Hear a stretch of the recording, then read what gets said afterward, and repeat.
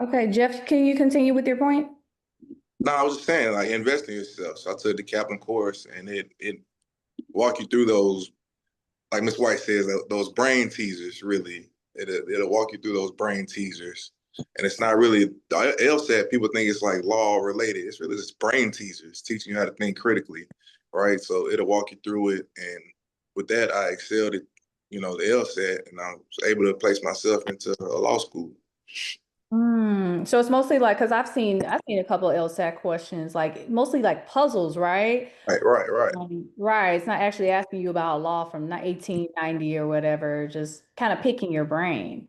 And going Right. from that point and back to something what you said, Janika, you said do your work and do it well. And in this age of AI, right, where quite a few, I'm sure college students are probably maybe engaging in that, going from maybe using AI to kind of, go through school or whatever, and then going into a law school environment where there's one test. And I'm not sure what the environment is with those tests, but I highly doubt you have your computers or something like that. If you are not preparing yourself to be able to handle one test, if you are not prepared to handle like that one test environment, that high stakes environment, then you're not going to be able to not even pass the LSAT, but to get there, pass the test once you get there, right? So I guess the point that I'm making is just that it's very important for the students to do their work, do it well, and overall just, start that work ethic from the beginning, just reiterating what you guys were saying. So quick question, like, is there a way for them to start networking while they're still in the field? And if they don't necessarily have the connections, like start networking with law professionals, is there a way that you guys encourage that? Always network. Mhm. Everywhere you go, you network. I don't care if playing basketball, you network, right? I think the best places to network are places where you don't expect to network, right? You may run into somebody, spark up a conversation. Next thing you know, they give you a call like, hey, I remember we had this lunch and, I want to invite you over to, my business. I do da da da da. And you figure out they do something bigger. It's like, okay, well, look, here's an outlet, right? So you always network. I don't care if you're knee deep in the game, you're still networking. All right. So networking is very important. Yeah, and I will say that that's not something I learned early on. I thought you just go to school, make good grades, and and success will find you. It wasn't until really probably in my 30s, 35-ish, 40-ish, when I really said, you know what, I feel like I've mastered the content of the law in my particular area, but I had been in Memphis for 20 years and didn't really know a lot of lawyers in Memphis because my practice didn't lend itself to working with opposing counsel in Memphis. So I had to get out of my comfort zone. Plus, I was already an introvert, a natural introvert. So I had to make myself come out of my shell to get to know people. And like Jeff just said, once you start getting to know people, there are opportunities that open. But if you don't know how to network, a lot of times those doors will be closed to you. All right. So do you guys so in terms of, once you are in the field, right? You do have your career and everything. Um what is your work-life balance like? You know? Now that you're out of law school, do you get to sleep? Do you get to hang out, have friends, different things like that? I think all of it, again, I think it's metered about just who you are, what you're doing. When I first came out of law school, I did a clerkship for a state court judge, and I did the clerkship for a federal court judge. And then I went to a law firm. When I went to the law firm, I mean, yeah, I had a regular life. It was just certain things there that I understood. You don't leave before the partners leave. So if the partner's there, it's a 6-7, you stay there to 6-7. I mean, I don't know if there was really a rule, but that was kind of the unspoken rule that I was taught in that environment. And so for 2 years, that's what I did. I billed hours, and it was very stressful for me because that's just not how I operate. I wasn't good at doing oh, if you're in the shower about a case, make sure you bill point two. That wasn't who I was. And so I decided to go out into a different practice and I started doing plaintiff's work instead of defense work and those things. So, and now, I mean, it's me developing a whole new work life balance, then, still practicing law and then on the city council. I just think it's really an individual thing for you to figure out, because I know some lawyers that still have the same workload that I do, or a similar workload, and they work all the time, late nights, super early mornings. I get up early in the morning, but I only work, really late if I'm in trial. It's usually I'm in trial or I have something due if I'm, taking it home over the weekend and those things. I try to be very careful to I don't say compartmentalize, but I guess that's probably the best word for it. Is to make sure that I have time for my family, my friends, and the people that show up for me and support me. That's very important to me. And so I made that decision very early on that I wasn't going to take on more than I can handle. Everybody knows for me, there's times where I'm head down, I'm focused, I don't want to go on any trips. I can't come to this, I can come to that. And I kind of go through those periods kind of to reset. And then I'll get back into doing my normal things. I think just as you do it, you start to learn what works for you. But I definitely don't think that it should be thought of as something that is just always overwhelming, always, you know what I mean? No, for sure. It's not something you have to endure, right? You can still have a life. You still can like enjoy different things. And one thing I did notice that you said, Janika, was like there are certain seasons. Since you all do practice different types of law, are there certain seasons that are more busy than others? Like, if you're a tax attorney, I'm sure during tax time there's a lot going on. Do you guys find a particular point in time for your profession? I think just speaking as far as it's what you do. What do you do, right? And I think when I was working at a law firm, my time ran a lot. I had less personal time, right? Working at a law firm, because you have to keep up these billable hours, and like that's why I said, you don't leave before the partners leave, right? They want to see you there before them, after them. However, working in a government capacity, you have the time, all right? I can still do whatever I want to do. I'm in court every day, and I can still, have my work-life balance, which is great. It's just about, what you do. Ms. Williams, she's the seasoned veteran, so she might have a different perspective. But I do like, I have this work-life balance where I can do whatever I feel like doing as long as I'm prepared, right? And I'm in court, like I said, these judges, they want to get off the bench. And everybody knows, they all know, they want to get off the bench by noon, 1 o'clock. So I'm wrapping up a trial as quick as I can, get back to the office, and I'm pretty much out of the door about 4:30. So I think with what I do, it just depends on what you do. What I do, I still have my perfect work-life balance. Yeah, I agree with what Jeff and Janika has said. My first 10 years of practice were hell, but I was going a corporate route. So I first started working M&A work, securities work. So we were taking companies public. And so I really wanted that kind of practice. And with that came a huge time commitment because you're billing. And you guys don't have the understanding of what billable hours means right now, but I'll just say like for a lot of firms back then, they were billing 1,800 hours. My first year, I billed 2,500 hours. It was like crazy. And so I would be the junior associate who would, now this is back then when FedEx was at the airport. And so you could take a document there. They would close at midnight, but they would accept documents up until about a quarter to 12. So I would be the associate to leave the office downtown at like 11:35. That was the last part of my job every day.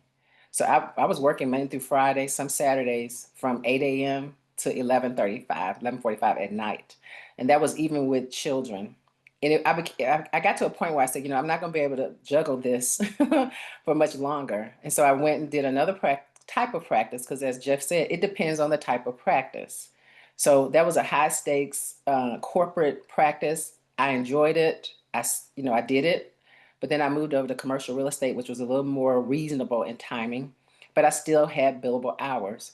So as my kids grew and I wanted to be more active with them, I decided to go in-house. And so I left the outside practice to go in-house. I went with FedEx, and then that gave me a little bit more balance of life. I also began to see the importance of doing things outside of the law, like real estate, and I started dabbling into other business ventures to be able to have diversity in my financial portfolio. And so now at IP, I've been there 15 years. I have really good work-life balance. And you need that. You absolutely need that because you don't want to risk health for a paycheck. no matter how big the check is. That makes total sense. And Sylvia, just for clarification, is that when you were doing like mergers and acquisitions, is that considered big law? Is that what they would say is big law? It was just, I think all law is big law. It's just a different kind of law. And the pace at which we move was very fast. Mhm. And this was, back then where a lot of people were taking their companies IPO and that kind of thing. So the normal practice is that the accountants, the investment bankers, the lawyers, and the clients would all be huddled up in a conference room together.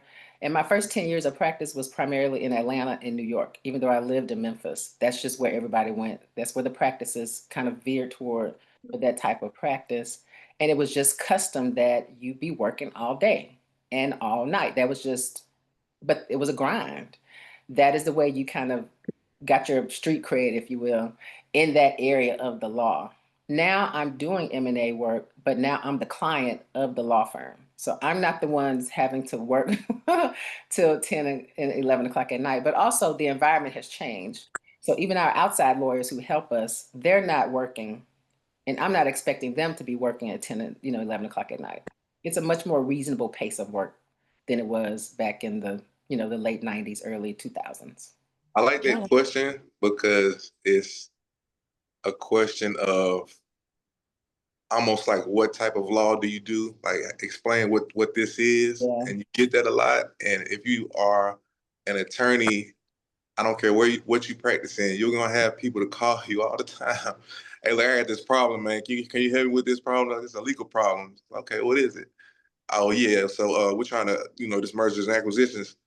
I don't do that, bro. Like I have somebody I could try to hook you up with. You will get calls and calls and calls about every type of thing because people don't. They think lawyers and law is one bubble, where it's really a bubble packed with many bubbles inside. And some don't do other work. Some don't do. I don't work for international paper. I didn't work for FedEx. I'm not on the city council. You know what I mean? So I have a limited scope. I can help you with employment, criminal, what have you, but I have a limited scope of what I do because I have a limited scope of what I practice in. That's why it's called practice. You know what I mean? You're practicing a certain area versus you do everything in general. And so I think that's a concept that people that people have that is just one big thing. And there's nothing wrong with that. I just think it's something that, and that's why I like the question, what is this? Is this considered big law? Because a lot of people don't really know the intricacies of what goes on inside of the practice of law. No, for sure. And that, oh, I'm sorry, Janika, you were saying something.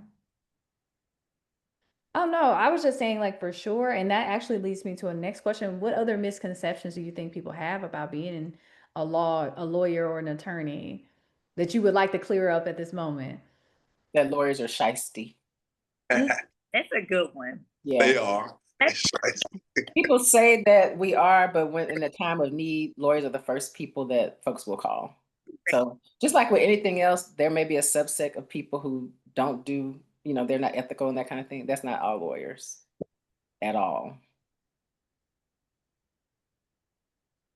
I just say they are just based upon sometimes you have some cases you have against, other parties, and they may try to pull some things from under your sleeve, but that's not being shicey in the way of what you think it is. It's like they try to pull legal tricks, right, to circle around you. And so if I've been doing something long enough, like I'll catch it. I say, okay, like now you're trying to play with me, But I think a big misconception, like I said, is people don't really know what route, they want to dive into. They don't know the different routes, right? And so I think another misconception is all lawyers make $1 million. You may not, right? If you want to work for a law firm, and spend most of your time doing XYZ, then sure, you'll make a great ton of money, right? It's a possibility. There's also a possibility that you may work for another entity where you don't get paid as much, but you have more free time, right? So I think that's a misconception. But, outside of that, you have several because law is broad, right? It's almost like asking, what's the misconceptions about being Black? Well, it's pretty broad. You know what I mean? So I think that's a question that has answers, but also it doesn't really have the answer, right? If that makes sense. I don't know, that definitely does. So since you all have, you all are in different parts of law, but it seems like you guys kind of move from different things. Like Janika, you started off as a clerk and then you moved to a different firm. And Sylvia, you started M&A. Now you work in the same, you still work in M&A, but like on the other side of it. Um, how did you decide like where to start, like in what part of law to start and where to move to? Janika, you want to take that first? I don't think so. Actually, I always wanted to be a corporate lawyer, and in my mind, I thought I was going to be at this big. I thought I was going to be doing what Sylvia does. I was going to be at this big law firm, and it was going to be this different. I just had this idea in my head. I wanted to do business law, international law type of thing. And then once I went to law school, it was just kind of like, okay, where do I want to go? What do I want to do? And I was really fortunate to get connected with the judge. And I got a clerkship with that judge. But the clerkship was 2 years out for federal court. And one of my other friends was a clerk for state court and she put me there. And so I was just fortunate enough to get exposed to some different areas of law. And then after the clerkship, I had firms seeking me out. And I, tried the first one, and that was doing insurance defense and workers' compensation. And after doing about 2 years there, I realized I really liked this area. I enjoyed doing litigation. And I really enjoyed litigation from when I clerked in Chancery Court, because that was a court of what we call our court of equity. And I really enjoyed that work, but I also enjoyed doing the personal injury thing. And it was just kind of getting out there and doing it. So, internships, clerkships. So it's really all about, doing your research, but also taking the time to seek out opportunities to go and work in different offices. And, have a program I know with the city of Memphis. I was about to say SLIP, but that's high school. So they would be open to that. But finding programs and just different opportunities to go. And I would even say going to sit in courtrooms. If you're interested in law, one of the best days is to go on a Friday to the civil courthouse and just sit if you want to do civil work in Chancery Court and Circuit Court on a Friday motion docket, or go over to 201 Poplar and sit in general sessions or criminal court, or go to federal court and sit for a day and just see how things operate on a day-to-day basis. For me, it just kind of naturally evolved. What I thought I was going to practice is nothing like the work that I actually do now, but I really enjoy what I do now. Yeah, for me, I know that I didn't want to be involved in any courtroom, anything. I would be terrified at the thought of having to stand in front of a judge and argue. But I was an accounting major also, and just a kind of natural entrepreneur, businesswoman. And so I knew that what naturally fit for me and my personality was sitting down at a table, drafting agreements and arrangements that both parties could leave the table and feel like they both got at least 80% of what they needed or wanted. And so I knew it would be something in regards to contracts. I didn't know exactly what, and I just naturally became interested in securities work just because investing seemed very interesting to me, and just wealth. And that was connected to it. So that just interests me naturally. And then when I realized that doing that meant working all those hours, I was like, okay, what else can I do that also involves contracts, but that would allow me to be very present with my children and everything they had going on. And then real estate and aircraft work just kind of fell in my lap. And so I didn't really plan it. It's just the opportunity came. I think I'm opposite. I like being in front of a judge. I like speaking. I like talking. But that wasn't my first route, right? So I don't think you really figure it out until you get into it, right? My first route was personal injury. Then I had a friend said, "Hey, look, come to Nashville, let's do criminal law," And so I said, "No, bro, I can't be a prosecutor, man. I'm from Memphis. I don't really do all that locking people up." No. It's a lot different. It's different. And it is, And I enjoy it. I left, did employment law, I enjoyed it, but I came back. I was like, look, I like being up in front of a judge.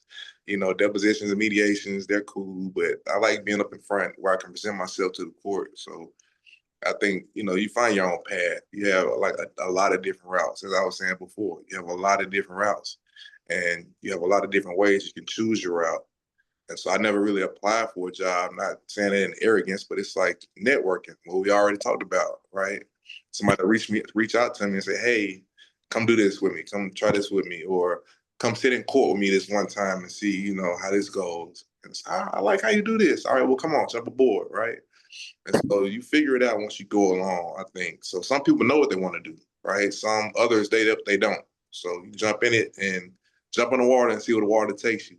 You know, you'll land on the island somewhere.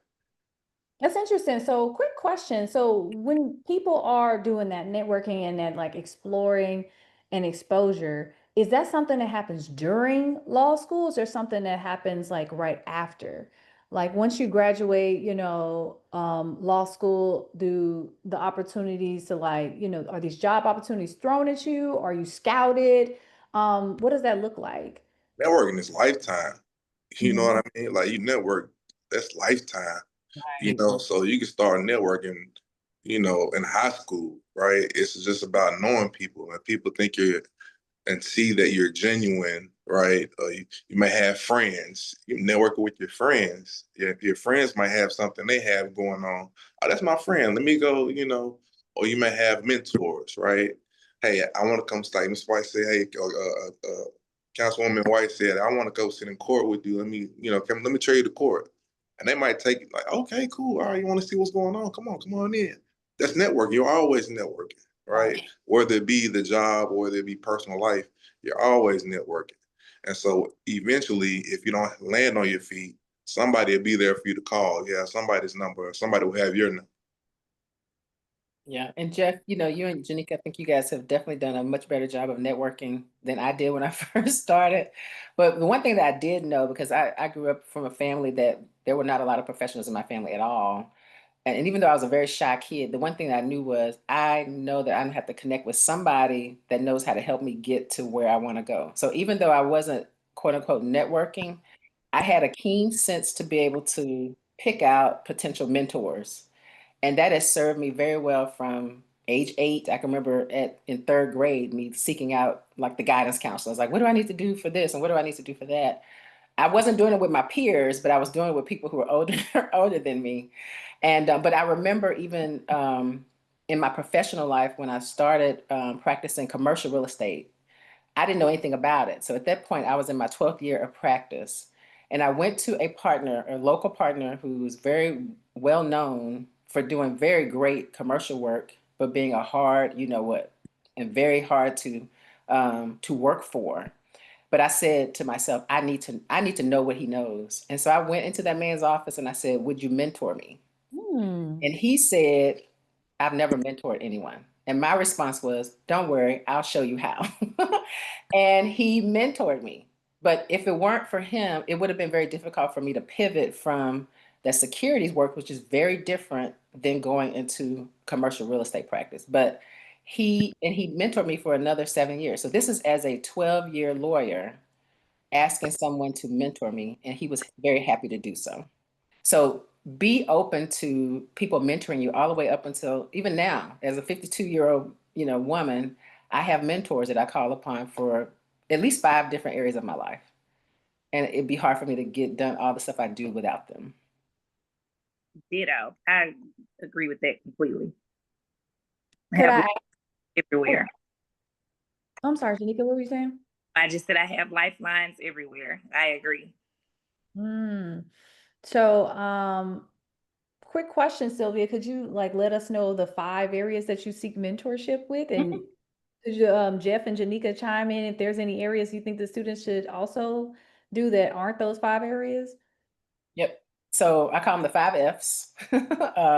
Faith. So definitely have someone to help me stay balanced spiritually. Um, Fitness, because if you're not well and healthy, none of this other stuff matters. You can make as much money as you want and you're not healthy, that's going to be a problem. So you know, I know that there are certain things that that I'll be faithful to myself in, but there are some things I need help and support in. So if I say to myself, I'm going to go to the gym today, and I've said that 3 days in a row and I haven't gone, that means I need some help. And so instead of me just continuing to fool myself into saying what I'm going to do and don't do it, then I find someone who's going to hold me accountable. So fitness, family. If it comes to a point where I'm not juggling and giving my family, my husband, and my children the adequate attention they need because I'm off being so busy at work and I need someone to pull me back, there is someone in my life who says, hey, pull back, you know, give more attention there. And my husband he'll tell me, look, come on back here. So there's faith, fitness, family, finances. That is a strong area. That is something. So I'm a minister at my church and I teach financial empowerment. And it's important. There are a lot of people, even lawyers, who work a lot, who make a lot of money, but they're not financially well off. And so the reason why, you know, what like Jeff said, not everybody's going to make $1 million or 500,000, but whatever you make, whether it's 50,000, 80,000, or 200,000, do you know what to do with it? So I have someone who that's not my specialty. I dibble and dabble in it, but I have people in my life who say, okay, let me take what you got and let me show you how to work with it. I don't fool myself. I can't do everything, right? And then the last thing for me is fun. If I don't have certain people in my life telling me to pull up and go have fun, I won't, because that's not my natural tendency. So, as Jeff said, you're like my husband. He had a lot more fun in college, but he's a networker. And he taught me, he said, I'm going to tell you that relationships going to get you much further ahead than your head knowledge. And it took me until 30ish to realize that what he said was true. So I would say take a little bit of what, you know, Janika is saying, what Jeff is saying, what I'm saying, and make the recipe work for you. You can't do any better than the 5 F's. I just I'm up here trying to think like, okay, like what? okay, take that one to the bank. That's it. Yeah, now while that's not like directly law related, that's just wisdom. So thank you so much, Sylvia, for sharing it. And y'all, we are about to wrap up, but I do want to like end this with a fun little fast round and just asking y'all some fun questions that are law related so that the students can, you know, kind of see who they're, you know, talking to, the legal lightning round. All right. So I just want you guys to answer with, you know, as few words as possible to these 3 questions. They're fun, they're easy, not a big deal. What is your favorite TV show or movie that focuses on the law, even if it's totally inaccurate? Law and Order, all of them. I hate law shows, but it's a movie called The Second Juror, and I really do enjoy that movie.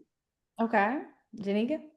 I really enjoyed Runaway Jury, and I also enjoyed oh my gosh, the movie that Jamie Foxx was in. Oh, The Burial, right? Is it The Burial? No. It was on. Law Abiding Citizen. I enjoyed that one too. Order. I don't watch a whole lot of TV. Every now and again with something, but yeah. That's okay. It's a Jamie Foxx movie that's dealing with the law. So students, y'all can find that. So what is your coffee order before a big case or a meeting? Tea for me. Yeah, tea for me too. I don't drink coffee.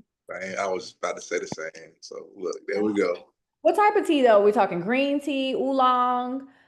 Girl, I got a whole bunch of stuff over here. I got marshmallow root, burdock root. I make my own tea. I boil some ginger. I got all the herbs. I make my tea fresh in the morning and I squeeze my lemon in it and go for it. Love that. Okay. All right, Sylvia, y'all have any preference?